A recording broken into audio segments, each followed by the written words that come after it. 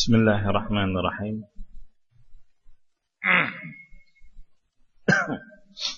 Assalamualaikum warahmatullahi wabarakatuh. Innal hamdalillah nahmaduhu wa nasta'inuhu wa nastaghfiruh wa na'udzu billahi min shururi anfusina ومن سيئات أعمالنا من يهده الله فلا مضل له ومن يضلل فلا هادي له وأشهد أن لا إله إلا الله وحده لا شريك له وأشهد أن محمدا عبده ورسوله صلى الله عليه وعلى آله وصحبه وسلم تسليما كثيرا يا أيها الذين آمنوا اتقوا الله حق تقاته ولا تموتن إلا وأنتم مسلمون يا أيها الناس اتقوا ربكم الذي خلقكم من نفس واحدة وخلق منها زوجها وبث منهما رجالا كثيرا ونساء واتقوا الله الذي تساءلون به والأرحام إن الله كان عليكم رقيبا يا أيها الذين آمنوا اتقوا الله وقولوا قولا سديدا يصلح لكم أعمالكم ويغفر لكم ذنوبكم ومن يطع الله ورسوله فقد فاز فوزا عظيما أما بعد فإن أصدق الحديث كتاب الله وخير الهدي هدي محمد صلى الله عليه وسلم وشر الأمور محدثاتها فإن كل محدثة بدعة وكل بدعة ضلالة وكل ضلالة في النار. إخواني في الدين رحمني ورحمكم الله.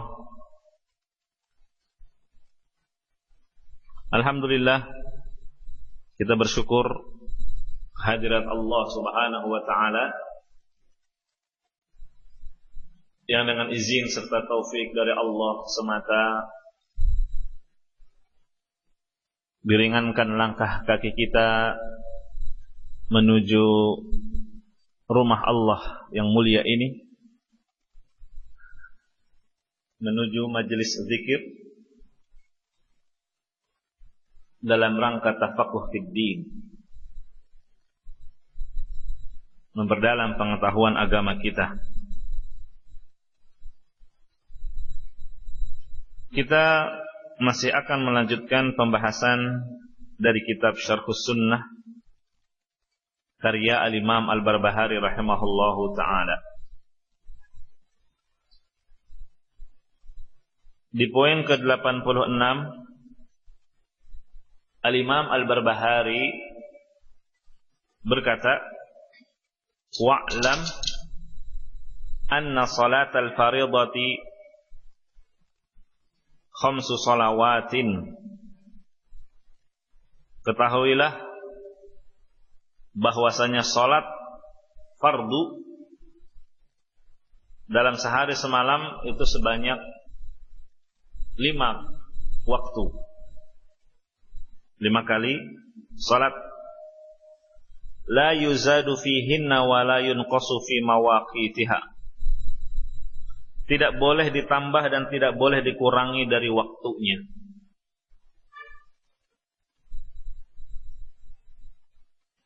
Wa fis safari rak'atani illa al-maghrib. Dalam keadaan safar, bepergian jauh, maka salat menjadi 2 rakaat kecuali maghrib. Karena maghrib 3 rakaat dan tidak bisa dikosor. Faman qala aktsar min 5 faqad ibtada. Barang siapa yang berpendapat bahwa kewajiban sholat itu lebih dari 5 waktu dalam sehari semalam, dia wajibkan ada sholat wajib yang lain, maka sungguh dia telah berbuat kebid'ahan. Misal, seseorang berpendapat setiap hari itu bukan hanya 5 waktu yang wajib, tapi ada tambahan yang lain. Misal dia wajibkan seseorang untuk melaksanakan 2 rakaat salat taubat. Karena setiap hari pasti dia akan jatuh pada perbuatan dosa dan maksiat. Kalau dia berpendapat seperti ini, maka dia telah berbuat bid'ah. Karena apa? Sudah menambah kewajiban salat melebihi yang ditetapkan oleh syariat. Wa man qala aqalla min 5 faqad ibtada. Sebaliknya, barang siapa yang berpendapat kurang dari 5 waktu, maka dia juga telah berbuat kebid'ahan. Misal, salat itu yang wajib hanyalah 3 waktu. Maka yang berpendapat yang wajib dalam sehari semalam salat itu tidak sampai 5, dia juga sungguh telah berbuat bid'ah. Lihat ya, ini masalah fikih tapi dibawakan oleh Imam Al-Barbahari karena memang muncul kelompok-kelompok ahlul bid'ah yang nyeleneh dalam masalah salat.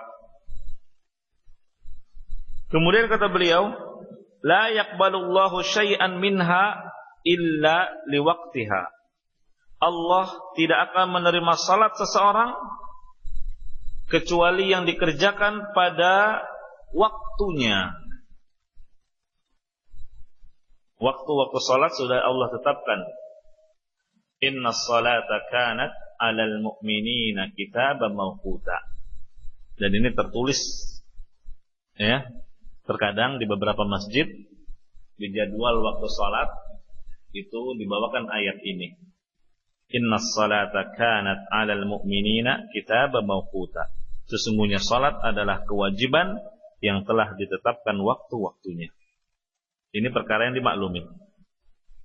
Namun yang tidak dimaklumi, terkadang mereka menggampangkan dalam masalah waktu pelaksanaannya. Dia kerjakan salat, tetap dia salat, tapi dalam pelaksanaan salatnya sudah keluar waktu.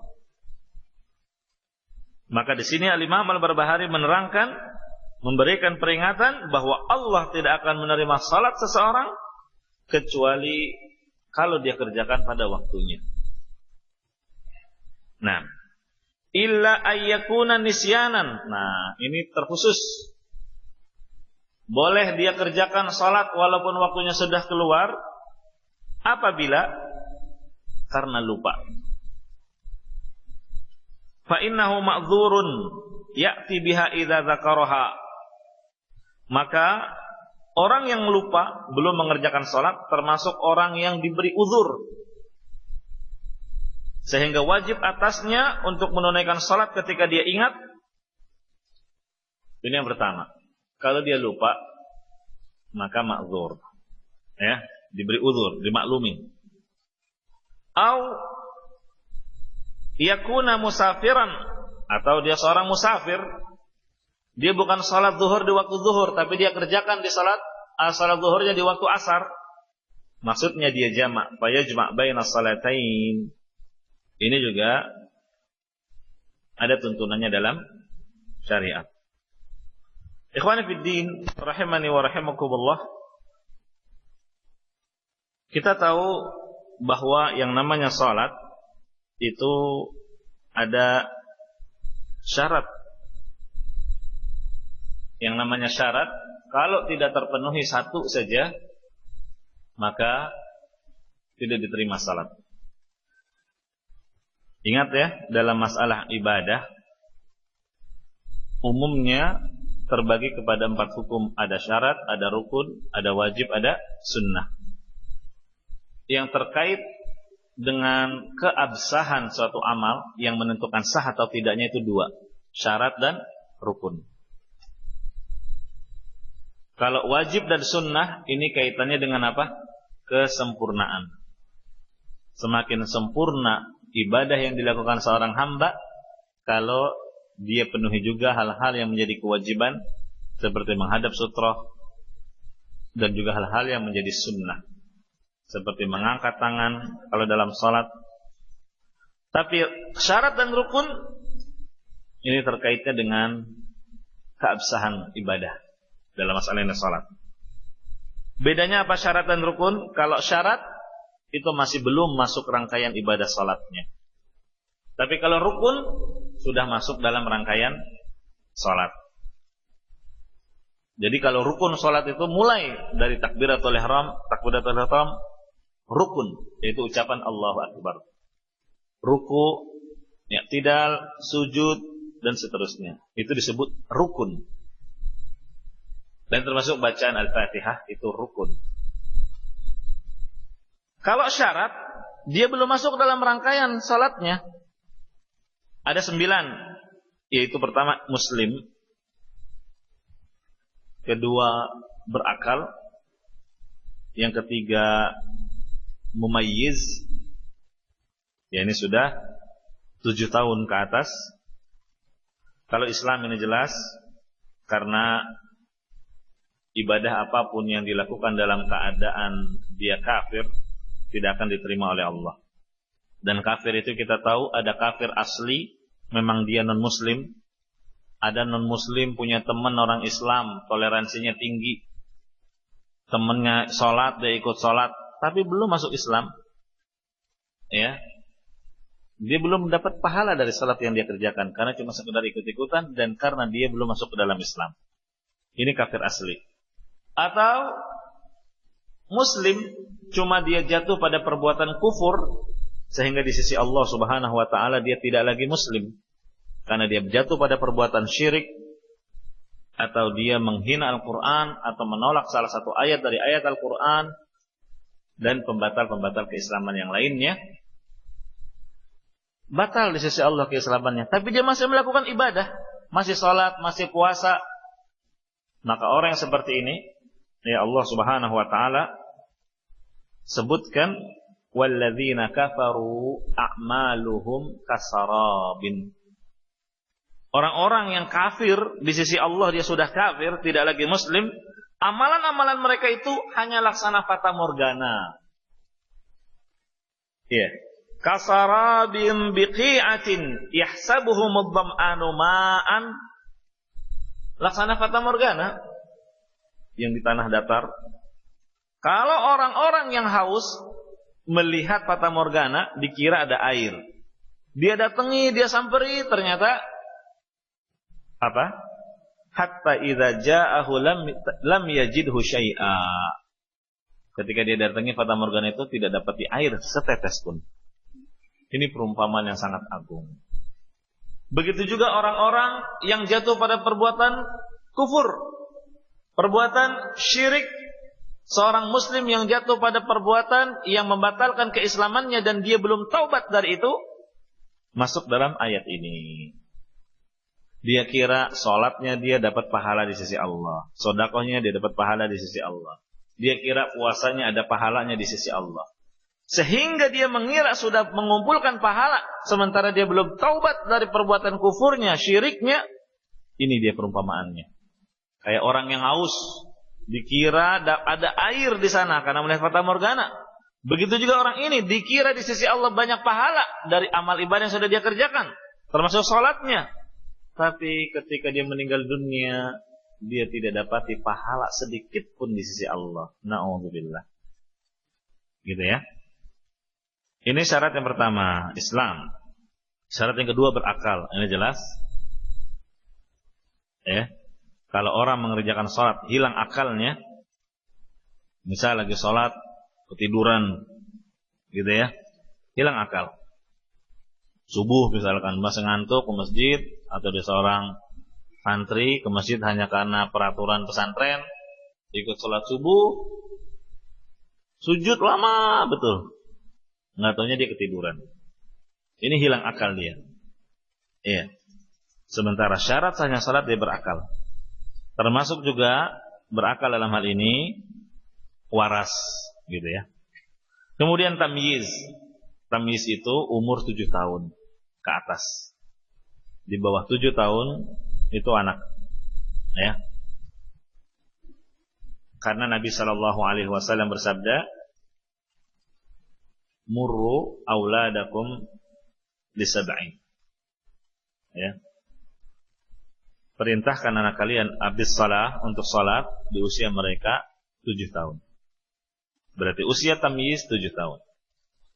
Syarat yang keempat taharah, bersuci dari hadas. Syarat yang kelima suci dari najis.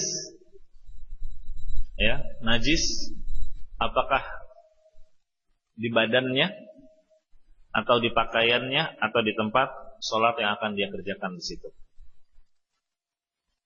Misal ada orang tua, dia tidur malam, kemudian anaknya masih ngompol, ya, tidurnya masih gabung karena masih kecil, mungkin baru 3 tahun atau 4 tahun atau 2 tahun, gabung tidurnya.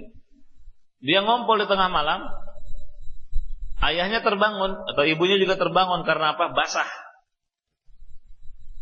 Lihat, kencingnya si anak ini sudah mengenai badan dia, apakah kakinya atau badannya atau pinggangnya, sehingga dia terbangun, nggak nyaman tidur dalam kondisi pakaiannya basah karena kena ompol anak.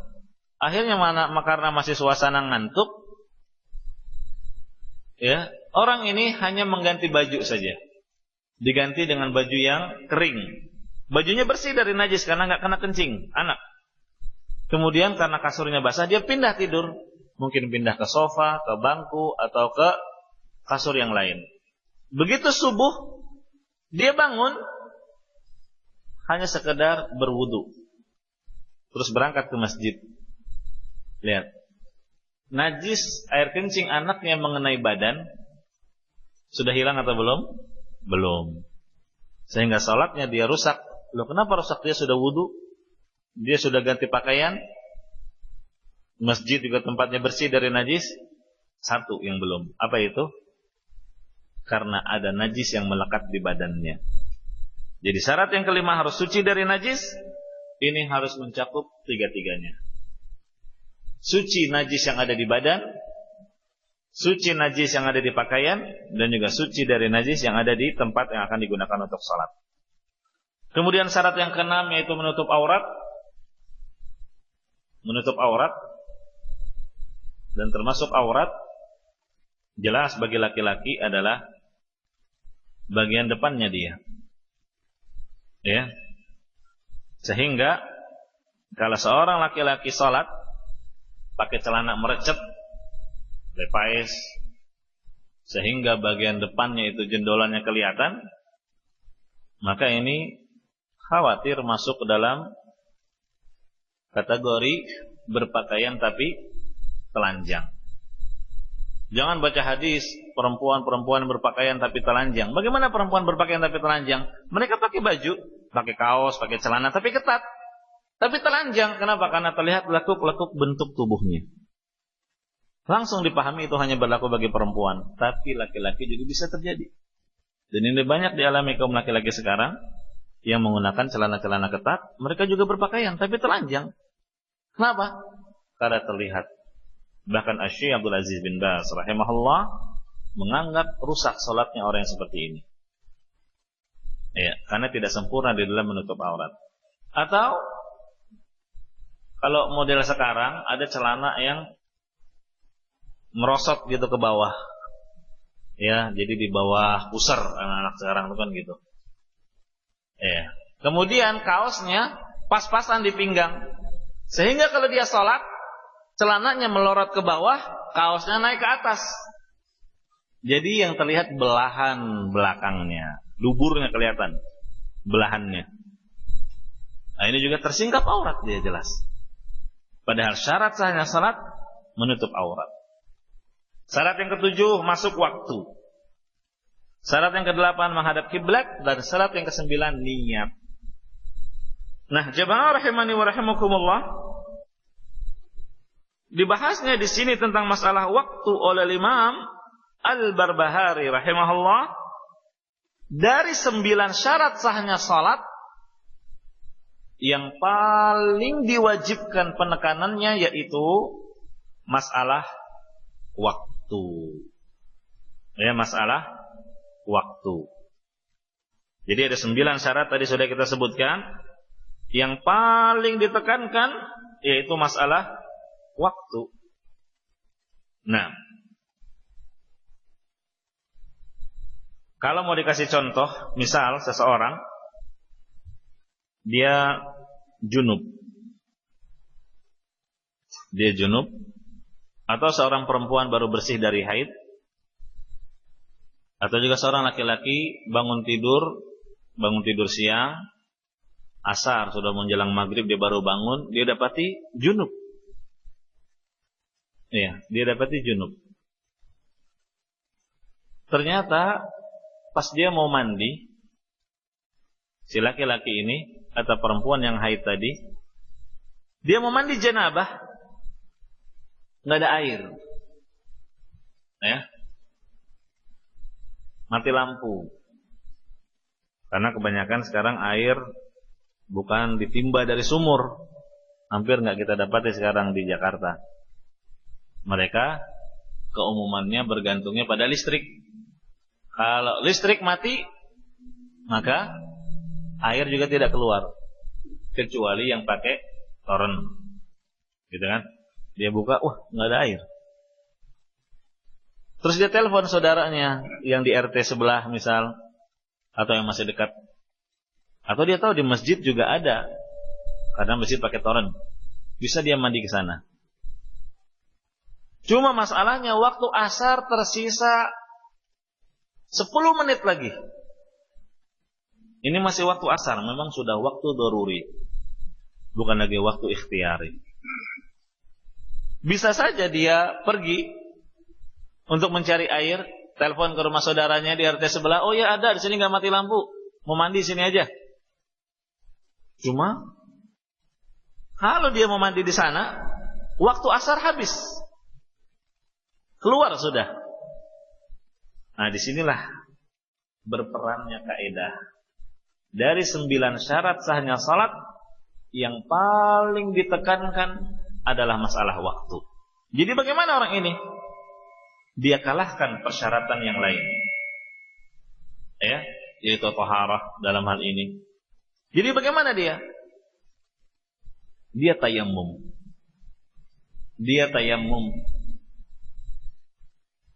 Kemudian dia kerjakan segera salat asarnya, mumpung masih waktu asar.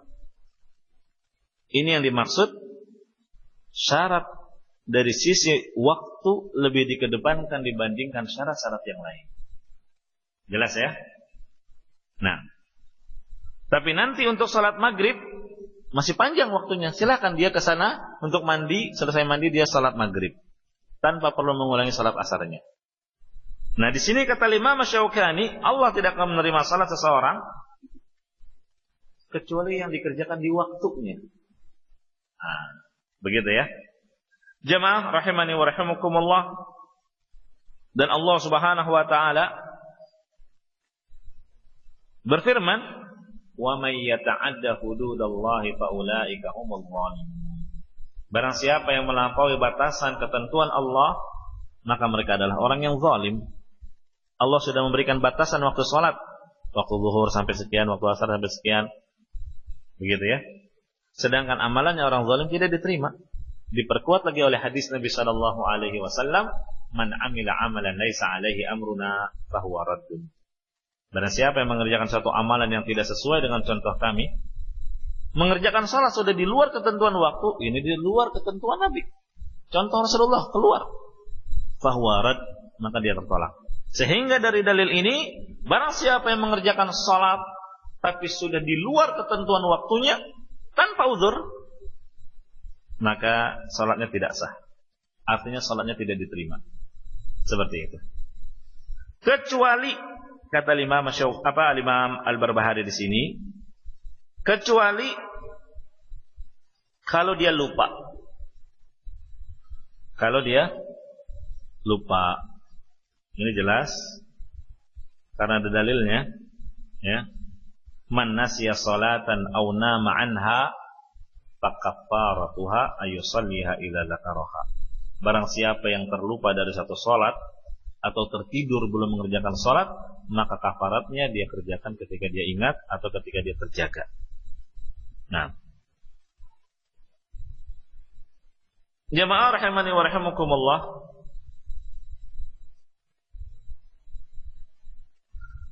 kemudian yang kedua, kecuali kalau dia seorang musafir, dia salat bukan di waktunya, zuhur sudah masuk tapi dia tidak kerjakan. Salat zuhur dikerjakannya di asar, salat maghrib dikerjakannya di isya, itu takhir. Atau dia takdim, belum masuk asar tapi dia sudah dikerjakan asarnya di waktu zuhur, belum masuk isya tapi dia sudah kerjakan salat isyanya di waktu maghrib. Ini pengecualian kata Imam Al-Barbahari di sini. Ya. Jemaah rahimani wa rahimakumullah. Walaupun ada perbedaan pendapat di kalangan para ulama tentang masalah hukum jamak. Kalau jumhur ulama membolehkan jamak bagi musafir baik takdim maupun takhir. Ini pendapat pertama. Pendapat kedua, tidak boleh menjamak dua salat kecuali khusus di Arafah dan Muzdalifah. Ini bagi para jemaah haji. Karena memang dalilnya seperti itu. Pendapat yang ketiga yang mengatakan bahwa enggak boleh menjamak kecuali takhir saja. Kecuali takhir saja. Ini tiga pendapat yang ada di kalangan para ulama tentang masalah menjamak dua salat, dan yang benarnya boleh menjamak baik takdim maupun takhir, ya, dilihat dari sisi maslahat, karena ini merupakan keringanan yang Allah Subhanahu wa taala berikan. Itu jamak, ya. Kalau qasar lain lagi. Kalau qasar itu di sini sebentar sebelum masuk kepada qasar, karena pada asalnya tidak boleh menjamak dua salat tanpa uzur. Bahkan ada ucapan seorang sahabat Umar bin Khattab kalau tidak salah, al-jam'u li ghairi uzrin kabiratun minal kabair. Menjamak dua salat tanpa uzur itu termasuk salah satu jenis dosa besar. Gitu ya. Seperti yang dilakukan oleh orang-orang Syiah yang menjamak salat terus menerus. Jadi salatnya sehari semalam mereka hanya kerjakan 3 waktu. Memang 5 salat, cuma yang 2 selalu mereka jamak. Zuhur selalu dijamak dengan asar di satu waktu. Kemudian maghrib dengan isya dijamak dalam satu waktu. Kecuali subuh mereka tidak jamak. Nah, ini perbuatan dosa besar. Gitu ya. Adapun qasar, ya ini khusus haknya musafir. Haknya musafir. Kalau jamak bukan musafir pun boleh. Kalau memang ada hajat untuk menjamak dan ada uzur. Seperti karena hujan, ya seorang mukim boleh menjamak 2 salat, tapi khusus pada maghrib dan isya, dan ada persyaratan yang lain. Adapun qasar ini haknya musafir saja, tidak boleh seorang mukim mengqasar. Ya. Dan mengqasar pun ada khilaf di kalangan para ulama berapa lama bolehnya dia mengqasar. Mengqasar itu hanya salat yang 4 rakaat ya, zuhur, asar dan isya. Maka jawabannya kita lihat tentang keadaan musafir itu ada 3. Pertama, perjalanan yang tidak singgah. Dia jalan terus seperti orang-orang yang bekerja di transportasi. Maka kalau dia tidak singgah terus menerus dari satu kota ke kota yang lain, atau dari satu negeri ke negeri yang lain seperti pilot, atau juga seperti nahkoda, yang seperti ini tidak ada batasan bolehnya dia qashar. Ya, tidak ada batasan bolehnya dia qashar. Qashar terus selama statusnya masih dalam perjalanan. Kecuali kata Syekhul Islam Ibnu Taimiyah, seorang yang memang kerjaannya di kapal nahkoda lama, berhari-hari, berminggu-minggu, bahkan berbulan-bulan di kapal terus, sehingga kebutuhannya dia terpenuhi semuanya di atas kapal. Ya, ada tempat tidur nyaman, AC ruangan, ya, mau makan ada bahan-bahannya komplit. Bahkan terkadang istrinya juga bisa diajak menemani tugasnya dia. Kata Syekhul Islam Ibnu Taimiyah, yang seperti ini tidak dikatakan musafir, dan dia tidak boleh mengqashar salat. Gitu ya. Keadaan yang kedua, musafir yang singgah. Kalau musafir yang singgah di suatu negeri, ini juga ada dua keadaan. Apakah dia tahu berapa lama dia singgah? Kalau dia mengetahui, misal ada tugas kantor ya ke Surabaya, orang Jakarta, tugas kantor ke Surabaya, dia tahu di Surabaya selama 2 pekan karena mengikuti suatu kegiatan, seminar atau semisalnya. Selama 2 minggu dia tahu, maka bolehnya dia mengqashar salat hanya 4 hari saja. Hanya 4 hari saja. Bukan selama 2 minggu dia qashar terus. Ini keadaan musafir yang singgah, tidak terus-terusan jalan, menetap di Surabaya. Apalagi sudah di bookingin hotel, ya. Bolehnya dia qashar hanya 4 hari saja. Sebagaimana perjalanan haji Nabi Sallallahu Alaihi Wasallam, bahwa beliau tahu berapa lama, sehingga beliau hanya mengqasharnya 4 hari.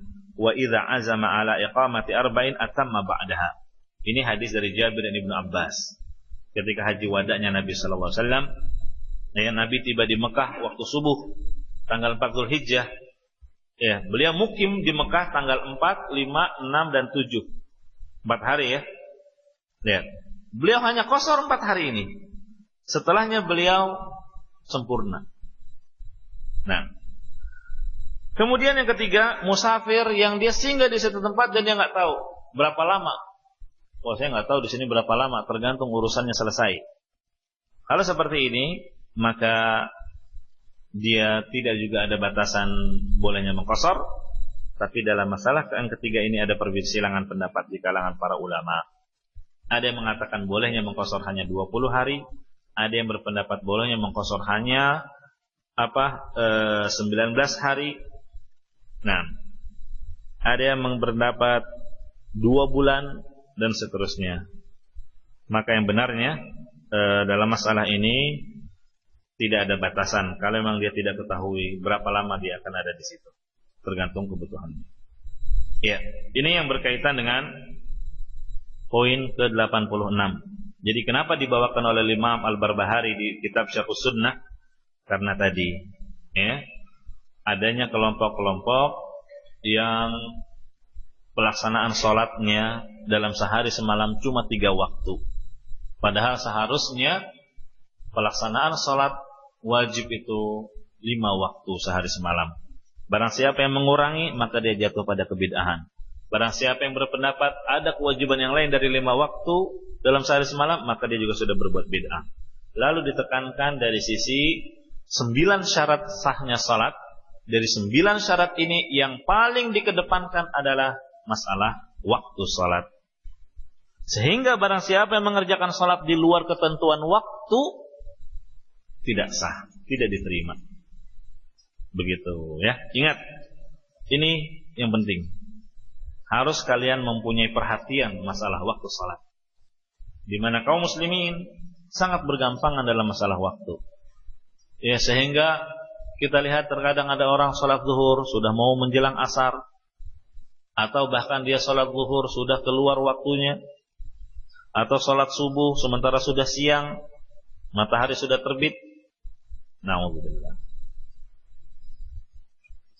Masuk poin 87. Berkata Al-Imam Al-Barbahari rahimahullah, "Wa zakatu minadh dhahabi wal fiddati was-samari wal hububi wad dawabi ala ma qala Rasulullah sallallahu alaihi wasallam, fa in qassamaha fajaizun wa in a'taha al-imam fajaiz." Di poin ke-87 kata beliau, di sini berbicara masalah zakat. Ya.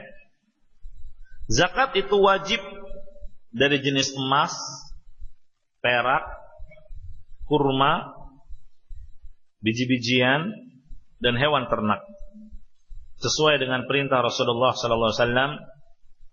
Dan cara pembayaran zakat kata beliau boleh langsung dibagikan kepada para mustahik dan boleh juga diserahkan kepada imam, penguasa. Jemaah rahimani wa rahimakumullah. Di sini dibahas tentang kewajiban zakat. Ya, karena ada khilaf. Ada khilaf. Khususnya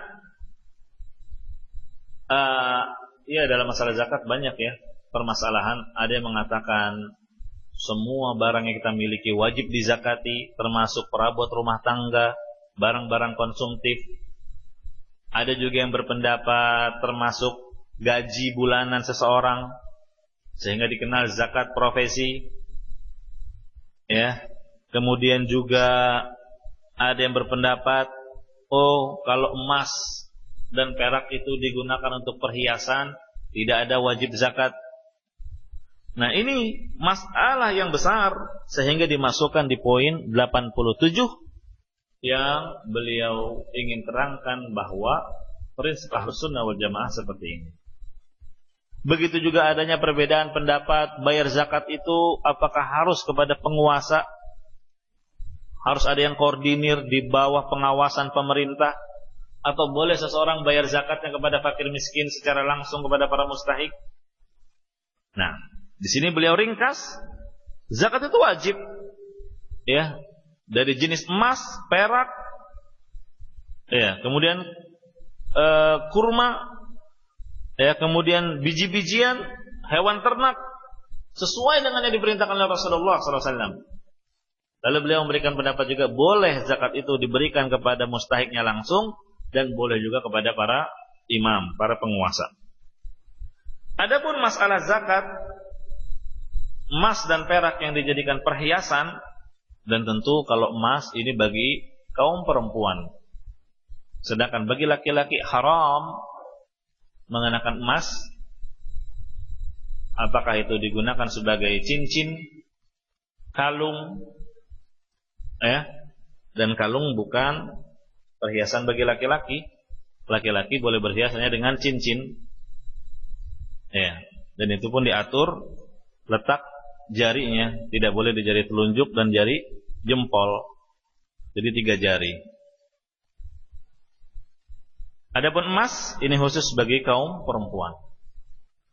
Nah, karena Rasulullah SAW ketika melihat emas dan sutra, beliau bersabda, "Hadzani", 2 benda ini, emas dan sutra, "haramun lidzukuri ummati", haram untuk kaum laki-laki umatku, "hillul liinati", halal tapi untuk kaum perempuannya.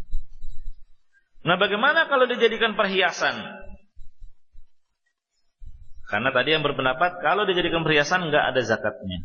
Yang benarnya tetap walaupun dijadikan perhiasan, yang menjadi syahid di sini bahannya. Setiap emas ataupun perak, apapun bentuknya, apakah masih batangan, belum diolah, belum dibentuk, atau sudah dibentuk, apakah dijadikan sebagai perhiasan atau dijadikan hiasan di tempat-tempat tertentu seperti piring, walaupun hukum asalnya jelas haram, ya, menghiasi piring, dan sendok, kemudian juga gelas, kan ada tuh. Ya, biasanya di tempat-tempat yang mewah itu ada lapisan emasnya, piringnya ada lapisan emas, sendoknya ada lapisan emas. Nah, atau pada peralatan yang lain. Ya, dan bentuk apapun, selama bahannya emas dan perak wajib dizakati. Termasuk kalau dijadikan sebagai perhiasan. Kenapa kau wajib dizakati? Dan jangan dianggap yang berpendapat bahwa tidak wajib zakat nggak punya dalil. Ada mereka punya dalil, tapi dalilnya lemah. Yaitu mereka berdalil laisa fil hulli zakatun. Tidak ada zakat pada perhiasan. Ini hadis diriwayatkan oleh Ibnu Al-Jauzi dalam At-Tahqiq dari Jabir radhiyallahu an. Ya. Dan hadis ini hadis yang batil, dikatakan batil oleh Imam Al-Baihaqi di dalam Ma'arif. Ya. Nah, dan juga Asy-Syaikh Al-Albani di dalam Irwaul Ghalil. Maka kalau dalil yang mereka gunakan emas dan perak yang dijadikan hiasan tidak ada wajib zakat, kembali kepada dalil-dalil perintah umum yang ada di Al-Quran dan hadis. Seperti Allah berfirman, "Walladzina yaknizuna adh-dhahab walladzina yaknizuna adh-dhahaba wal fiddata wa la yunfiqunaha fi sabilillah fabashshirhum bi'adzabin alim." Di sini Allah berfirman secara umum, orang yang menyimpan emas dan perak tidak menafkahkannya, tidak mengeluarkan zakatnya. Apa kata Allah? Diancam azab yang pedih. Ya. Begitu juga dalam hadis Abu Hurairah, "Ma min sahibi dhahabin wala fiddatin la yuaddi minha haqqaha illa idza kana yaumul qiyamati sufihat lahu safaihu min nar." Tidak ada seorang pun yang memiliki emas, yakni pemilik emas dan perak, tidak menunaikan haknya, yakni tidak menunaikan zakatnya, kecuali pada hari kiamat nanti dibuatkan untuknya lempengan-lempengan yang terbuat dari emas dan perak juga. Lihat. Jadi lempengan emas dan perak yang mereka miliki di dunia yang tidak dikeluarkan zakatnya, emas yang dulu mereka miliki ini justru akan menjadi bahan yang menyiksa dia. Karena dikatakan emas dan perak yang mereka miliki sendiri dunia tadi dijadikan lempengan, kemudian dipanaskan di dalam api neraka. Lalu dengannya disetrikalah dia, lambungnya, dahinya, dan punggungnya. Di sini dalil secara umum. Ya, ayat dan hadis tadi umum. Adanya zakat pada emas dan perak. Walaupun dijadikan sebagai perhiasan. Begitu juga nas yang sabit dari Rasulullah SAW yang menunjukkan secara persis wajibnya zakat pada perhiasan emas dan perak. Di antaranya hadis Amr bin Shu'aib dari ayahnya, dari kakeknya yang bernama Abdullah bin Amr bin Al-As, anna imra'atan atat Rasulullah sallallahu alaihi wasallam wa ma'a ibnatun laha wa fi yadi ibnatiha masakatani ghalidatani min dhahab. Ada seorang perempuan mendatangi Rasulullah SAW bersama anak perempuannya, putrinya. Yang putrinya ini mengenakan 2 gelang emas yang tebal di tangannya. Ya tahu, si perempuan tadi yang mengenakan 2 gelang emas yang tebal. Maka Rasulullah melihat dan bertanya, "Atu'tina zakata hadza?" Apakah engkau membayarkan zakatnya perhiasan ini? Lihat, dijadikan perhiasan tapi tanya Nabi, apakah engkau keluarkan zakatnya perhiasan ini? Qalat la. Kata perempuan tadi, belum saya zakati. Qal ayasurruki an yusawwirakillah bihi ma yaumal qiyamah siwarain min nar. Nabi ancam, apakah membuat kamu senang ya dengan sebab 2 gelang emasmu ini Allah akan memakaikan atasmu 2 gelang api dari api neraka jahanam di hari kiamat nanti. Diancam dengan neraka kalau tidak dikeluarkan zakatnya. Akhirnya perempuan itu melepaskan kedua gelangnya dan memberikannya kepada Nabi sallallahu alaihi wasallam seraya berkata, "Huma lillahi azza wa jal wa li rasulih." Lihat. Segeranya taat para sahabat dan sahabiah. Cepatnya mereka merespon syariat Tidak mereka ukur lagi, oh sebentar dulu, sayang ini emas. Tapi mereka langsung, di sini dikatakan, perempuan tadi langsung mencopotnya dan mengatakan kedua gelangku ini untuk Allah dan Rasulnya. Tapi menjadi asyahid sisi pendalilan kita dalam hadis ini bahwa Nabi tahu itu digunakan sebagai perhiasan, tapi Nabi suruh juga untuk dikeluarkan zakatnya. Dan dalil-dalil yang lain tentunya. Nah, adapun kadarnya yang wajib dizakati tentu perkara yang ma'ruf yaitu 2,5%. Adapun kata Imam Al-Barbahari was-samar wal-hubub wad-dawab, beliau juga menyinggung ada zakat pada jenis biji-bijian dan buah-buahan dan hewan tunggangan. Ya, ini hewan ternak. Di sini beliau ingin terangkan bahwa tidak semua hasil tanaman, hasil panen para petani itu terkena zakat. Kewajiban zakat hanya pada jenis biji-bijian dan buah-buahan tertentu menurut pendapat yang benar. Ya. Kalau biji-bijian yang tidak ada khilaf di kalangan para ulama yaitu gandum. Ya, gandum syair, gandum hintah, ini bur, ya gandum bur. Kalau jenis buah-buahan, ini kurma kering disebut tamar atau kismis, ya, ini zabib. Ini terkena kewajiban zakat dari 4 jenis ini berdasarkan kesepakatan para ulama. Nah, ada khilaf dalam hal batasan biji-bijian dan buah-buahan tersebut. Nah,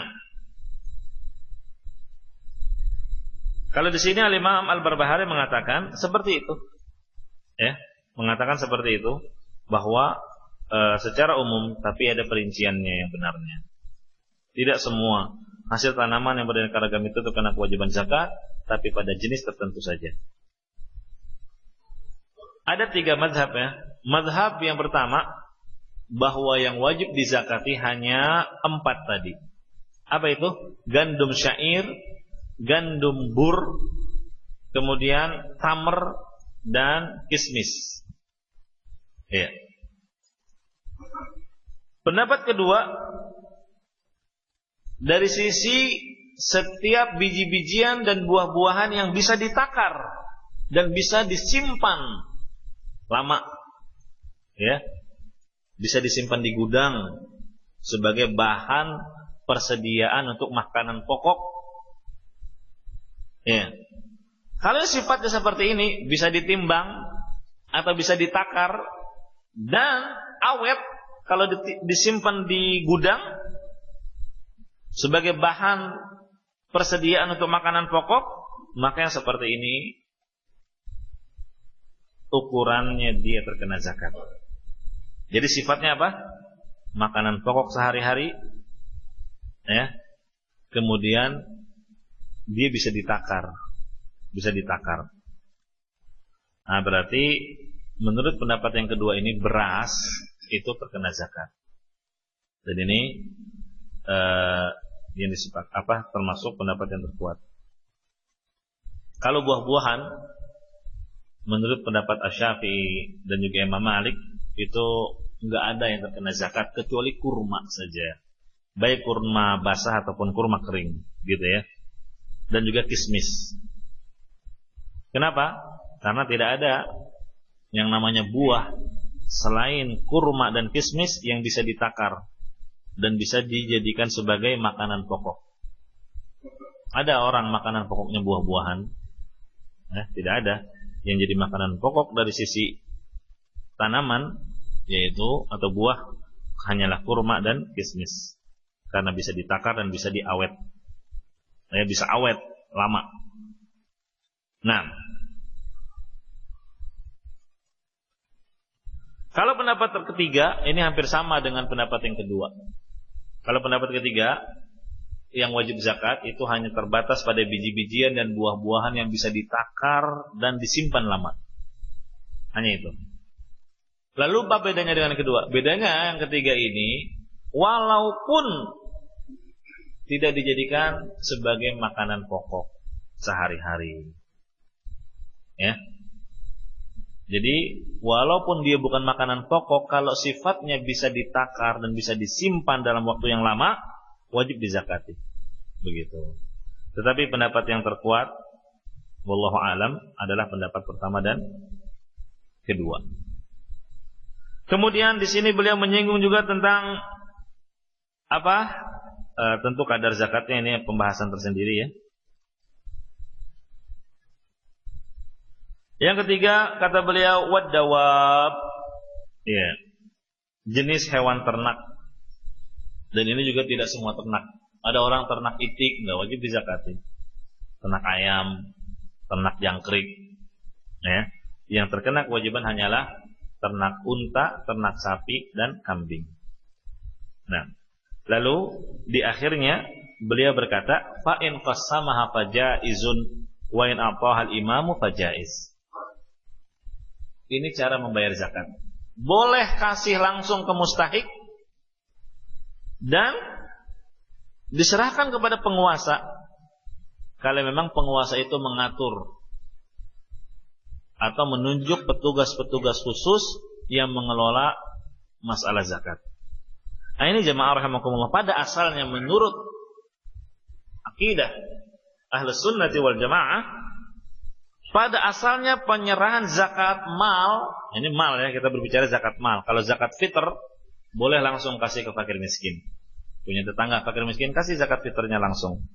Tapi kalau zakat mal pada asalnya itu diberikannya kepada penguasa, kepada imam kaum muslimin. Kenapa? Karena berkaitan dengan perekonomian umat. Ya. Sebagaimana di masa Rasulullah SAW, sehingga Rasulullah itu beliau menunjuk beberapa orang sahabat yang ditugaskan untuk memungut zakat dari para muzakki. Ya. Seperti Umar bin Khattab yang diutus oleh Nabi SAW, ya. Dan juga Rasulullah yang mengatur pengalokasiannya. Nah, ini pada asalnya. Dan cara seperti ini ya ikhwah, tentu lebih besar maslahatnya dari banyak sisi, ya. Lebih teratur, lebih terkoordinir dengan rapi, tepat pada sasaran, ya. Kemudian juga mencegah adanya orang-orang yang tidak amanah, ya, dalam masalah pembagian zakat, atau mencegah orang-orang yang sebenarnya bukan termasuk mustahik, tapi dia ngaku-ngaku berhak lalu datang dan meminta zakatnya. Ya. Jadi jemaah rahimani wa rahimakumullah, seperti itu pada asalnya. Tapi kalau memang dilihat dan pemerintah tidak mewajibkan zakat itu harus dibayarkan kepada mereka, tapi kepada pengurus-pengurus masjid, maka ini pun boleh. Itu yang dikatakan oleh Imam Al-Barbahari di sini. Kemudian jemaah rahimani wa rahimakumullah, pada asalnya juga zakat itu, zakat mal adalah untuk kemaslahatan negeri seseorang tinggal, sehingga ada pembahasan apakah harus seseorang itu membayar zakat di negeri tempat tinggalnya dia atau boleh dia bayarkan ke negeri lain. Maka ini juga sama dengan tadi. Asalnya zakat itu dibayarkan di negeri tempat dia tinggal. Kecuali kalau dia lihat ada maslahat dengan mengalokasikan zakatnya ke luar negeri atau keluar daerah lain yang maslahatnya jauh lebih besar, atau karena kondisi-kondisi tertentu, maka ini juga tidak ada masalah insyaallah taala. Kemudian jemaah rahimakumullah, kalau ada yang tanya, loh, kalau wajib kepada pembayaran zakat kepada pemerintah, bagaimana kalau pemerintahnya zalim? Ya, penguasanya zalim, misal dalam penggunaan harta zakat tidak tepat, tidak sesuai dengan aturan syariat. Maka disinilah ucapan para ulama, ya bara'u rabbul mal bidaf'iha ila sultan wa in kana jairan.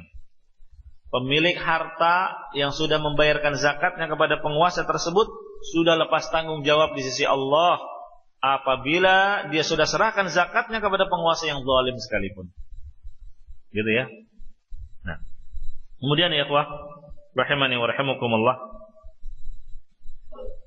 jangan ya kalian anggap bahwa kewajiban zakat kalau memang itu diserahkan kepada penguasa atau kepada para pengurus zakat yang ada, sudah gugur kewajiban zakat Anda dengan membayar pajak kepada pemerintah. Karena ada yang berpendapat, ya sudah cukup, ya dia kaya raya, banyak harta yang dimiliki, sehingga beban pajaknya pun besar. Setelah dia hitung-hitung, wah ini ternyata pajak tahunan saya melebihi keharusan saya bayar zakat dalam tuntunan syariat. Lalu dia berpendapat, sudahlah, saya gugur kewajiban zakat karena sudah bayar pajak. Tidak boleh mempunyai pemikiran seperti ini. Kenapa? Ya karena beda antara pajak dengan zakat mal. Ada beberapa sisi perbedaan. Ya, di antaranya yang pertama, kalau zakat ini adalah hak yang wajib pada harta tertentu. Ya, sudah kita sebutkan sebelumnya harta tertentu ini maksud untuk orang-orang tertentu, dikeluarkan juga pada waktu tertentu, dan ini dilakukan dalam rangka untuk meraih keridhaan Allah Subhanahu wa ta'ala.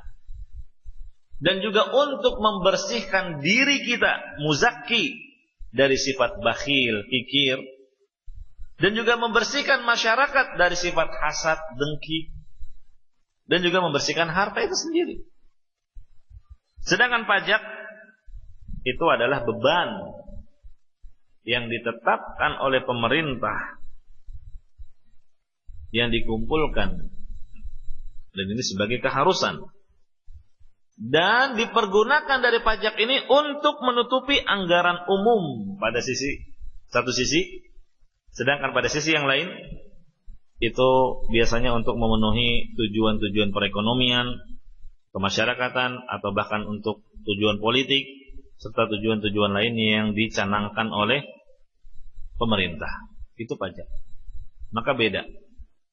Perbedaan yang kedua, kalau zakat itu ditunaikan dengan maksud ibadah kepada Allah Subhanahu wa taala.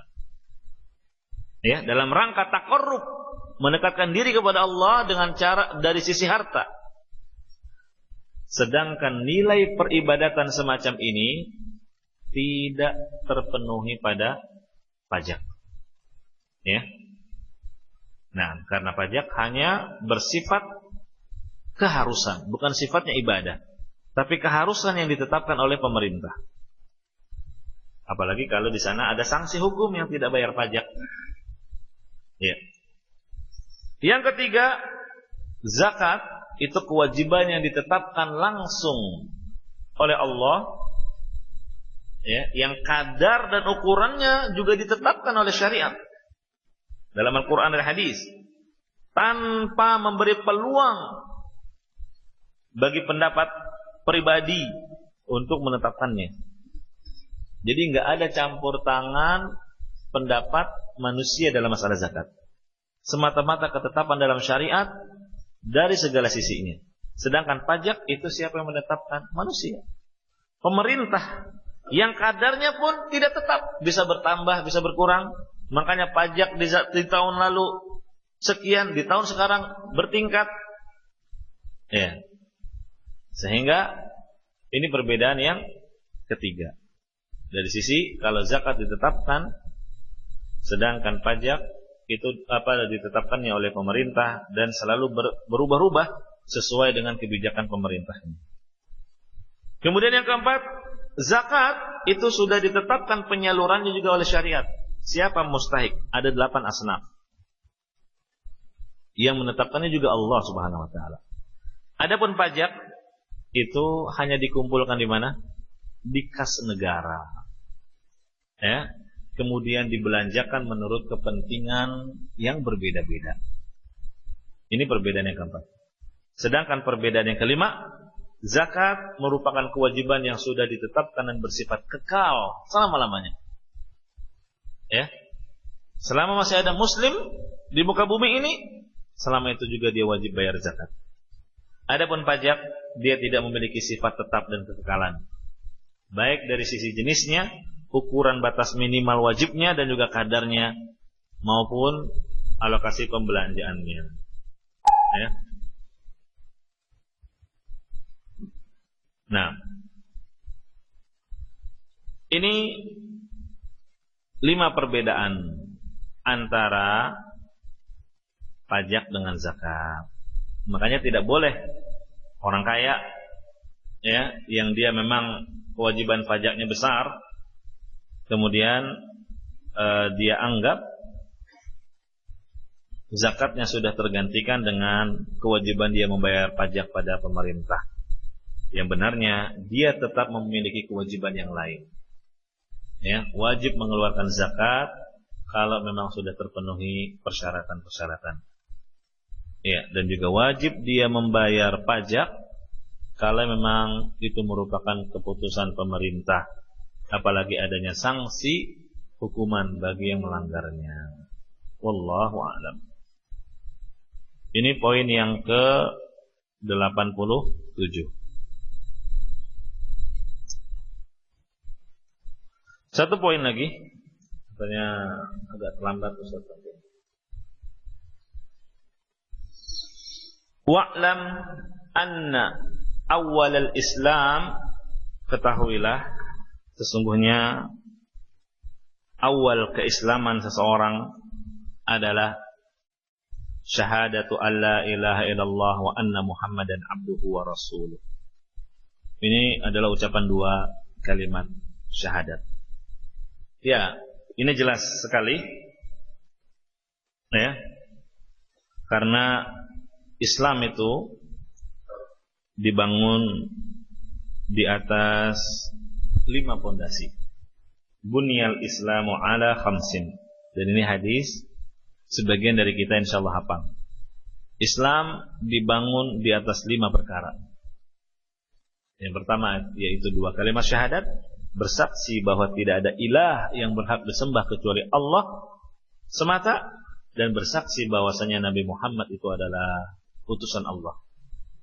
Kemudian yang kedua, mendirikan salat. Yang ketiga, menunaikan zakat. Yang keempat, ada dalam satu riwayat haji dulu, baru yang kelimanya puasa Ramadan. Dalam riwayat yang lain puasa Ramadan dulu, baru rukun yang kelima adalah haji. Nah, dalam hadis ini Nabi SAW memberikan perumpamaan agama seseorang dengan perumpamaan bangunan.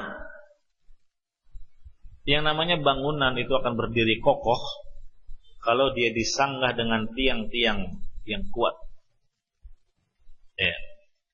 Makanya masjid ini juga kenapa kok ada tiangnya di tengah-tengah? Karena ini akan membuat lebih kokoh. Walaupun sebenarnya enaknya itu masjid nggak ada tiang, apalagi kaitannya dengan hukum syar'i bahwa saf tidak boleh terputus, ya. Sehingga dengan keberadaan tiang di dalam masjid, banyak kaum muslimin jatuh pada larangan ini. Sebagaimana dalam hadis Anas bin Malik, di zaman Nabi SAW kami sangat dijauhkan dari tiang-tiang. Ya. Cuma jangan memprioritaskan dari sisi hukum, kemudian akhirnya bangunan itu tidak kokoh. Ini terjadi. Saya pernah alami di daerah Sawangan, ada masjid enak, awalnya nggak ada tiangnya, enak, lega gitu, muat, nampung berapa jamaah. Tapi itu masjid baru sekitar 2 tahun, tembok-temboknya retak-retak, udah retak sana retak sini. Kenapa? Karena keberatan beban atasnya, apalagi di atasnya ada kubah semacam ini. Setelah ditanya kenapa ini kok udah banyak retak, sampai ada yang miring. Ini bahaya, membahayakan orang yang sholat. Ya, tahu-tahu rubuh, naudzubillah. Oh, akhirnya ternyata setelah diselidiki karena tidak ada tiang untuk menopang kubahnya, akhirnya dibikin kubah. Nah, ini perkara yang dimaklumi, bahwa bangunan tidak akan kokoh tanpa tiang. Dan tidak ada bangunan yang berdiri tanpa tiang. Ya, apalagi yang permanen seperti sekarang, pasti ada tiang-tiangnya. Kalau kemah itu juga nggak bisa berdiri kecuali dengan satu tiang minimal. Ya, kemah di zaman dulu ya, kemah pramuka, tenda satu tiang, tenda begitu. Nah Nabi SAW memberikan perumpamaan seperti itu, seperti bangunan yang memiliki 5 tiang. Lalu cabang-cabang ajaran Islam yang lain itu hanyalah penyempurna bangunan saja.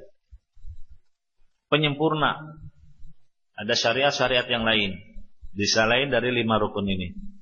Kalau bangunan ya kayak ada ventilasinya, ada pintunya, ada jendelanya, kemudian ada kanopinya supaya nggak tampias. Ini hanya penyempurna. Begitu juga dengan ajaran-ajaran syariat yang lain, itu penyempurna keislaman seseorang. Nah, 5 tiang ini pun yang namanya bangunan, terkadang tiang 1, 3 atau tiang yang lain rubuh karena satu hal, nggak kuat. Tapi bangunan itu masih bisa berdiri. Bangunan itu masih bisa berdiri kan? Begitu juga keislaman seseorang, harusnya 5 tiang. Cuma ada tiang yang dia tidak tunaikan, seperti nggak bayar zakat. Masih bisa berdiri Islamnya. Tidak dikafirkan orang yang tidak bayar zakat. Tidak dikafirkan orang yang tidak bayar zakat, kecuali kalau dia mengatakan zakat tidak wajib. Tapi kalau dia tidak keluarkan zakat karena bakhil, masih berdiri tiang Islamnya. Mana dalil kalau orang yang nggak bayar zakat itu nggak gugur keislamannya? Ya, karena Nabi SAW setelah menyebutkan siksaan bagi orang yang tidak bayar zakat ini, si muslim tidak bayar zakat ini, setelah disiksa diperlihatkan kepada dia 2 jalan. Satu jalan menuju surga, satunya lagi jalan menuju neraka. Kalau dia kafir, pasti yang diperlihatkan hanya satu jalan, yaitu jalan menuju neraka saja. Tapi di dalam hadis tadi disebutkan juga jalan menuju, diperlihatkan juga jalan menuju surga. Bisa jadi dengan syafaat, dengan rahmat dari Allah Subhanahu wa taala. Ternyata dia setelah mendapatkan siksaan di bawah kehendak Allah Subhanahu wa taala. Nah, dia enggak bayar zakat, masih berdiri 4 tiang, bangunan masih berdiri. Atau dia tidak puasa Ramadan, masih berdiri juga ini bangunan dengan 3 tiang, walaupun tidak sekokoh. Ya, makanya nggak bisa terlalu banyak dibebani atasnya. Bangunan yang hanya tiangnya 3 nggak bisa dibebani. Beda kalau dibangun di atas 5 tiang. Mau dikasih beban apa? Mau dikasih atapnya itu genteng dari apa? Bisa. Tapi kalau cuma tiang sedikit, wah ini nggak boleh genteng dari tanah, nanti roboh. Ini harus gentengnya dari seng, atapnya dari kayu, gitu kan? Karena kaitannya dengan tiang yang menopangnya. Lihat, tidak puasa, tidak zakat, masih berdiri tiangnya. Ya. Begitu juga seseorang tidak salat, zakat, apalagi puasa, haji. Ya, yang kelima haji. Dia ada kemampuan, sudah terpenuhi syarat-syarat haji, tapi dia tidak berangkat haji, masih berdiri. Nah, inilah tiang utamanya 2. Salat, syahadat dan salat. Ini tiang utama yang akan mempengaruhi tiang-tiang lain. Walaupun tiang yang lain masih ada, masih zakat, masih puasa, sudah haji, tapi tiang pertama 2 kalimat syahadat dia gugur, atau di tiang yang kedua dia tidak mengerjakan salat, maka ini tiang utama, pondasi yang paling dasar. Kalau 2 ini rubuh, baru akan mempengaruhi yang lain. Ini perumpamaan yang Nabi SAW sebutkan di dalam hadis Al-Bukhari dan Muslim dari Ibnu Umar, ya, radhiyallahu an, bunyal Islamu ala 5. Bahwa Islam itu dibangun di atas 5 perkara. Kemudian jamaah rahimani wa rahimakumullah, yang disebutkan di sini awal keislaman seseorang adalah dengan 2 kalimat syahadat. Ini jelas. Ya. Tapi bukan hanya di lisan. Kalau ingin sempurna keislamannya dari kalimat syahadat ini, pertama ayantiqa bi lisanihi, dia harus ucapkan di lisan. Iya, diikrarkan. Makanya benar kalau ada muallaf ingin masuk Islam, dia harus ikrarkan 2 kalimat syahadat. Iya. Kecuali orang yang bisu. Muallaf bisu pengen masuk Islam, nggak bisa ngomong. Ya. Kalau dia mampu menulis, dia tulis. Ya. Seperti itu. Wa ya'taqidu ma'nahuma biqalbi. Kemudian dia harus mantapkan akidahnya. Kandungan dari 2 kalimat ini betul-betul diyakini di dalam hatinya bahwa Allah satu-satunya zat yang berhak diibadahi dan Nabi Muhammad SAW beliau adalah hamba dan utusan Allah. Wa ya'malu bima qadaha bijawarihi, dan anggota badannya dia realisasikan 2 kalimat syahadat. Nah, jemaah rahimani wa rahimakumullah, lalu bagaimana kalau orang kafir di akhir kehidupannya dia mengucapkan syahadat baru asyhadu alla ilaha illallah, terus meninggal tanpa syahadat yang kedua? Apakah dia sudah dianggap sebagai muslim? Jawabannya iya. Ya. Iya. Karena keumuman hadis Nabi sallallahu alaihi wasallam, man kana akhiru kalamihi la ilaha illallah dakhalal jannah. Ini hadisnya dari Mu'adz bin Jabal yang dikeluarkan oleh Abu Dawud, Al-Hakim dan juga Imam Ahmad. Barang siapa yang ucapan akhirnya sebelum dia meninggal dunia adalah kalimat la ilaha illallah, ya, tidak ada sesembahan yang benar kecuali Allah, dakhala jannah, maka dia akan masuk surga. Di sini Nabi menyebutnya la ilaha illallah. Begitu juga hadis tentang kisah Usama bin Zaid yang diingkari perbuatannya oleh Nabi karena dia masih membunuh seorang kafir dalam peperangan yang dia lari, dikejar oleh beliau. Pas mau dibunuh, dia mengucapkan la ilaha illallah.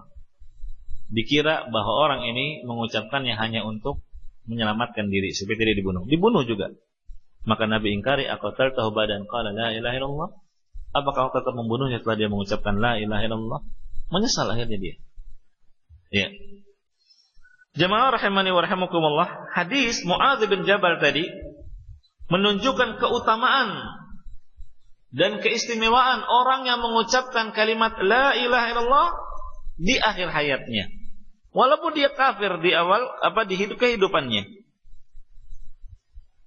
Kenapa?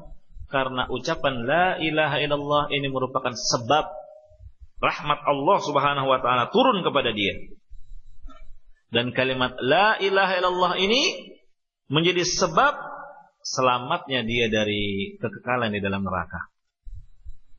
Makanya ketika Abu Thalib sakit keras yang dengan sakit ini mengakibatkan kematiannya, Nabi perintah ucapkan la ilaha illallah. Yang dengan kalimat ini aku akan bela engkau di hadapan Allah nanti.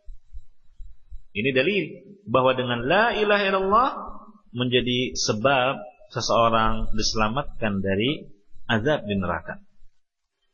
Nah, bahkan barang siapa yang akhir kehidupannya mengucapkan la ilaha illallah, ini juga tanda husnul khatimah. Iya. Seperti Masya Allah Nabi Ayyubnya umat ini. Siapa? Abu Qilabah. Abu Qilabah yang mungkin sebagian ikhwah sudah tahu ceritanya, bagaimana keadaan dia yang sudah sangat memprihatinkan, matanya rabun, telinganya sudah nggak rada dengar, tangannya buntung, kakinya pincang, tapi dia masih berdoa kepada Allah, ya Allah telah banyak kenikmatan yang Kau karuniakan kepadaku. yang kau anugerahkan kepadaku. Ya. Terus dia meminta kepada Allah untuk selalu bersyukur kepada Allah pada kondisinya demikian. Kemudian dia punya seorang anak laki-laki, yang anaknya inilah yang melayani dia. Kalau mau wudu, anaknya yang mewudukan. Kalau mau makan, anaknya yang menyuapi. Kalau mau minum, anaknya juga yang memberi minum. Tapi sudah 3 hari anaknya nggak balik, nggak pulang. Kan gitu diceritanya ya. Tiba-tiba ada seorang prajurit yang menjaga perbatasan wilayah mendapati kakek ini Abu Qilabah di dalam tenda. Ya. Terus diminta oleh Abu Qilabah agar dia mencari kabar anaknya karena sudah 3 hari 3 malam nggak pulang. Dia bukan geluh 3 hari 3 malam saya belum makan, belum minum. Bukan itu yang dikeluhkan. Langsung dapat dipahami. Loh, tadi dia katakan bahwa kalau mau makan anaknya yang nyuapin, kalau minum anaknya juga. Dan kondisinya seperti itu nggak mungkin bisa makan dan minum sendiri. Berarti selama tidak ada anaknya 3 hari 3 malam, selama itu juga dia tidak makan dan tidak minum. Tapi dia tetap sabar. Sabar. Yang luar biasa. Kita kalau telat makan, pulang kerja lapar, sampai rumah, mana makanan? Waduh, masih dimasak.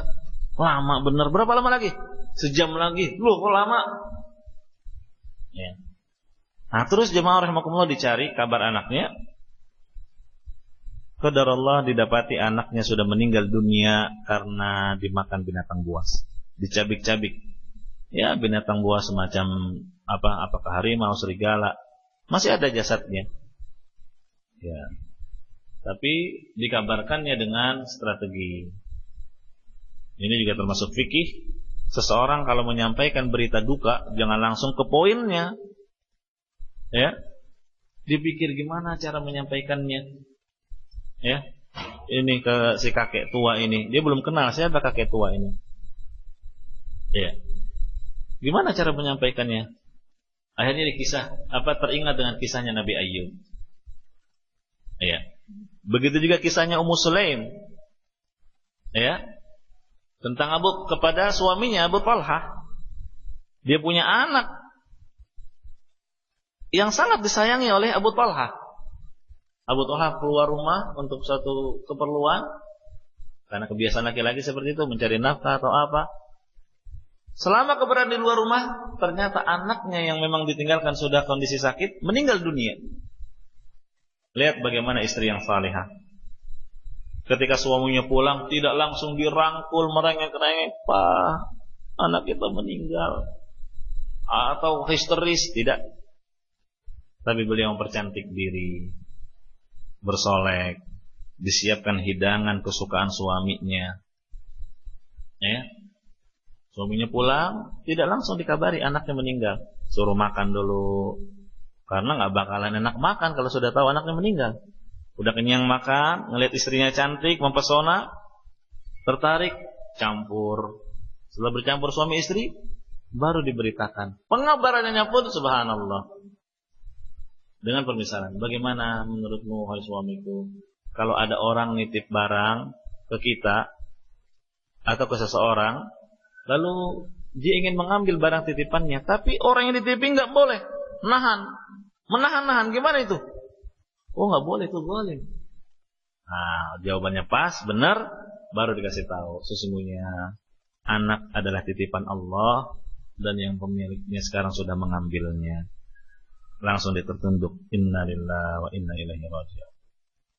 Nah, begitu juga si prajurit ini, gimana ngasih tahu ke si kakek yang sangat diharapkan kabar tentang anaknya masuk. Langsung tanya, bagaimana anak muda? Kau sudah dapati anakku? Dia tidak jawab, oh ya sudah, dalam keadaan mati kek. Enggak. Ya. Tapi langsung, wahai kakek, tahukah kau tentang Nabi Ayyub? Dia bilang, oh iya saya tahu persis kisah Nabi Ayyub. Bagaimana sikap dia kek? Dijawab oleh si kakek ini, Nabi Ayyub dia tetap bersabar, bersyukur dan tetap memuji Allah Subhanahu wa taala. Tidak sampai di situ kek, Nabi Ayyub dia sampai dijauhi oleh masyarakat. Terus disebutkan dirinci. sampai dijauhi oleh istrinya. Tapi bagaimana sikap dia kek? Oh, Nabi Ayub tetap bersyukur, bersabar dan memuji Allah. Akhirnya si kakek mutus ini, udah sebenarnya ada apa wahai anak muda? Kabar apa yang kau bawa? Baru diceritakan bahwa anak yang kau nanti-nanti selama 3 hari 3 malam ini, dia sudah meninggal dunia karena diserang binatang buas. Lihat. Akhirnya si kakek langsung istirja. Inna lillahi wa inna ilaihi raji'un. Ya. Lalu dia bersyukur kepada Allah. Alhamdulillah. Karena apa? Yang telah mengkaruniakan kepadaku seorang anak yang sangat berbakti kepada orang tuanya. Nah, sangat berbakti. Setia dia nemenin ayahnya seperti itu keadaannya. Kalau anak zaman sekarang, apalagi dia punya beberapa saudara, telepon, gantian urusin mak. Saya udah capek nih. Nah, dia bersyukur kepada Allah karena apa? Telah dikaruniakan seorang anak yang berbakti pada orang tua dan taat dalam beribadah kepada Allah. La ilaha illallah. Tarik nafas panjang, meninggal dunia. Lihat, seorang ulama bingung prajurit ini. Wah, gimana ini? Tadinya punya tugas nguburin satu orang, anaknya tok. Sekarang kakeknya meninggal juga ini. Padahal nguburin orang nggak kayak nguburin binatang. Butuh tenaga. Iya.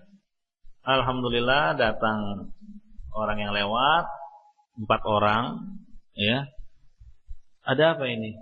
Diceritakan karena si kakek sudah ditutupi dengan kain, disuruh coba buka. Barangkali kami mengenalnya. Setelah dibuka, subhanallah, kenal. Ya, langsung 4 orang ini mencium tangannya si kakek yang tersisa. Karena buntung itu bukan buntung semuanya habis. Buntung bisa dari pergelangan dicium tangannya yang sisa, kemudian dicium keningnya.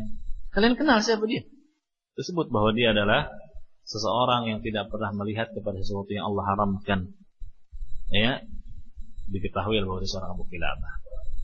Ini seorang ulama ahlul hadis yang banyak meriwayatkan dari sahabat Anas bin Malik.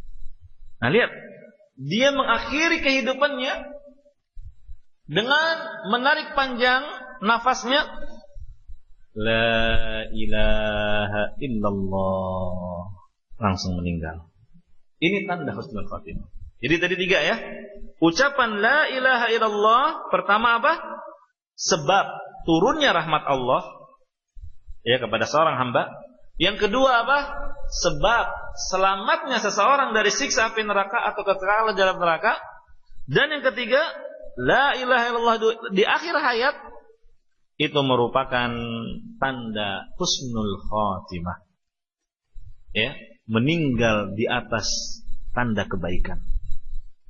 Nah, jemaah rahimani wa rahimakumullah, ada beberapa faedah yang bisa kita petik dari hadis ini.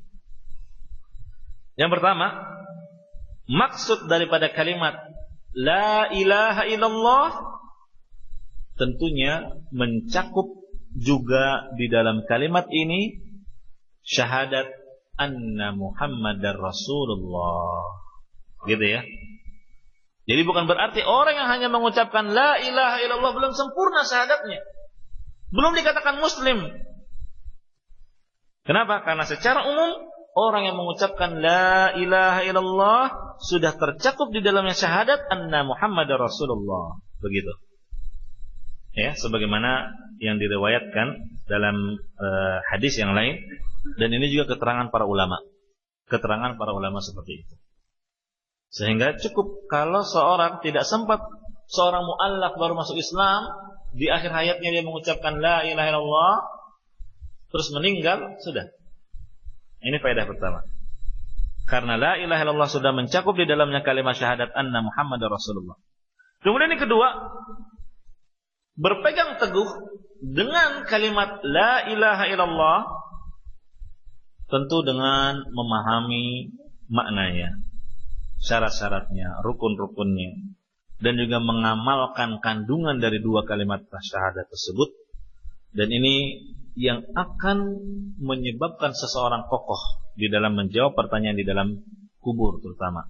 Karena Allah berfirman, "Yutsabbitullahu alladhina amanu bil qawli tsabit fil hayatid dunya wa fil akhirah wa yudhillullahu adh-dhalimin."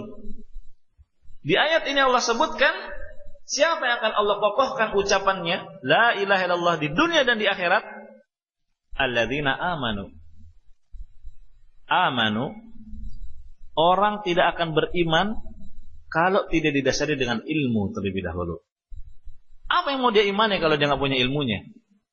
Sehingga dalam ayat ini, yaitu Allah akan meneguhkan ucapan seseorang, al-qaulu tsabit, yang dimaksud adalah ucapan la ilaha illallah, syahadat, yang dipahami dan diamalkan dengan benar oleh seorang hamba. Ya. Kemudian jamaah rahimani wa rahimakumullah, ini yang perlu diingat, su'ul khatimah, ya, mati di atas keburukan, na'udzubillah, semoga Allah melindungi kita semua dari hal itu. Su'ul khatimah itu tidak akan terjadi pada siapa? Pada orang yang memang istiqamah, ya, lurus di dalam amalannya, lurus di dalam ittiba'nya kepada sunnah Rasulullah SAW, tentu dengan diiringi kemurnian hati, jiwa, batinnya dia. Ini su'ul khatimah tidak akan terjadi pada orang yang seperti itu. Adapun ya, su'ul khatimah itu terjadinya pada orang yang memang mengalami penyimpangan dalam hal fikrahnya, pemikirannya, pemahamannya ada penyimpangan. Ini dikhawatirkan terancam su'ul khatimah. Atau terhadap orang-orang yang terus-menerus melakukan perbuatan dosa. Ya. Atau terhadap orang-orang yang berani melanggar perintah Allah atau meninggalkan perintah Allah dan melanggar larangan Allah. Ini sampai menguasai dirinya. Dikhawatirkan dalam keadaan seperti itu terus hingga datang ajal menjemputnya dengan tiba-tiba dan dia belum sempat bertaubat kepada Allah Subhanahu wa taala. Ya. Ingat hadis tentang seseorang yang kehidupannya banyak beramal dengan amalan penghuni surga, sehingga jarak antara dia dengan surga tinggal sejengkal, tapi di akhir hayatnya dia mengamalkan amalan penghuni neraka, lalu dimasukkanlah dia ke dalam neraka. Na'udzubillah. Dan ada orang yang mengamalkan amalan penghuni neraka, sehingga jarak dia dengan neraka tinggal sejengkal, tapi di akhir hayat dia mengamalkan amalan penghuni surga, lalu dimasukkanlah dia ke dalam surga. Memang terkesan, loh kok seperti itu, kasihan sekali. Iya. Karena hadis Nabi sallallahu alaihi wasallam, "Wa man kana minkum tasurruhu hasanatuhu wa tasu'uhu sayyi'atuhu fa huwa mu'min." Ini dia. Barang siapa yang kesenangannya, kegembiraannya itu terletak ketika dia dapat beramal saleh, ketika dia bisa melakukan ketaatan dia senang, ini tanda keimanan. Dan sebaliknya ketika dia jatuh pada perbuatan dosa, maksiat, kemungkaran, dia merasa sedih. Dia nggak senang dengan hal itu. Hanya karena dorongan hawa nafsu, hanya karena faktor lingkungan. Tapi dia tidak nyaman, tidak menikmatinya, tidak enjoy di atas itu. Maka ini tanda keimanan. Sehingga dalam hadis tadi, nampak orang ini menampakkan di mata manusia amalan-amalan penghuni surga, amalan-amalan ketaatan, tapi hatinya penuh dengan sifat-sifat riya. Hingga di akhir hayat Allah buktikan hakikat diri orang tersebut, jati diri dan hakikat diri sebenarnya seperti apa. Dan sebaliknya orang penghuni mengamalkan amalan penghuni neraka, dia berperang melawan hawa nafsu, melawan dorongan syaitan. Dia tidak senang kondisi dirinya penuh dengan gelumur dosa dan maksiat. Dia sangat ingin merubah sikap, dan Allah Subhanahu wa taala wujudkan keinginannya di akhir hayat. Begitu ya. Jadi jamaah rahimani wa rahimakumullah, ini faedah yang kedua, bahwa Allah Subhanahu wa taala akan kokohkan terhadap orang yang beriman dan istiqamah. Maka diharapkan hingga husnul khatimah. Sedangkan su'ul khatimah itu tidak akan terjadi pada orang yang memang berupaya untuk istiqamah dan mengikuti tuntunan Rasulullah sallallahu alaihi wasallam. Jemaah rahimani wa rahimakumullah.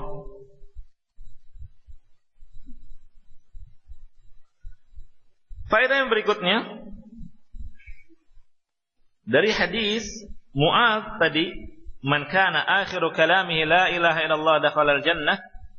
Barang siapa yang ucapan terakhirnya sebelum meninggal dunia adalah la ilaha illallah, maka dia akan masuk surga. Di antara faedahnya berarti dianjurkan bagi orang yang hidup, khususnya keluarga atau orang yang sedang membesuk, dianjurkan untuk menuntun orang yang sedang menghadapi sakarat atau orang yang akan meninggal dunia, ditalqin dengan ucapan syahadat la ilaha illallah. Ya, semoga la ilaha illallah itu menjadi akhir ucapannya. Ya. Ini sebagaimana perintah Nabi, laqinu mautakum la ilaha illallah. Talqin, tuntunkan orang yang akan meninggal di antara kalian. Mautakum, orang yang akan meninggal. Kalau di sekarang kebalik, orang udah meninggal baru ditalqin la ilaha illallah, la ilaha illallah. Udah meninggal, orang udah dikubur. Ya. Pas masih hidup, dia besuk, waduh, diingatkan kenangan hidupnya bersama dia. Ya. Diceritakan waktu-waktu lucu. Bukan diajarkan ucapan la ilaha illallah. Na'udzubillah. Begitu ya. Jadi dituntunnya la ilaha illallah, mautakum, orang yang akan menghadapi kematian. Bukan orang yang sudah mati. Gitu ya. Kemudian faedah yang terakhir, orang yang menuntun tadi, yang mentalkin tadi, itu harus tahu adabnya, etikanya. Bimbing dia dengan perlahan.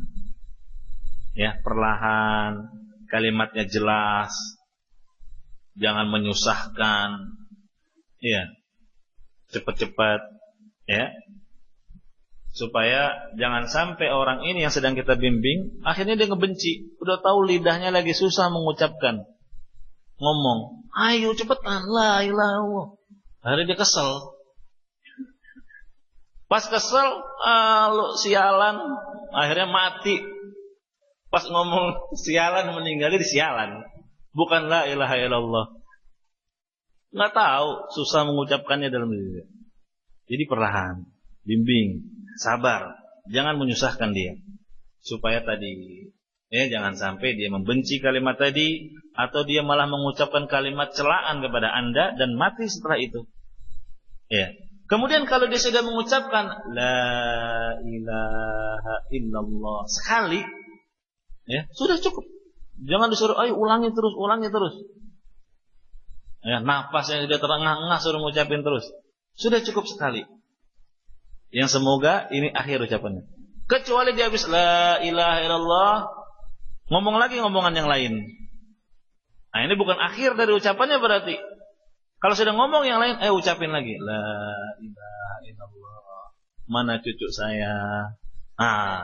Ulangi lagi la ilaha illallah, ilaha illallah. Mana mantu saya?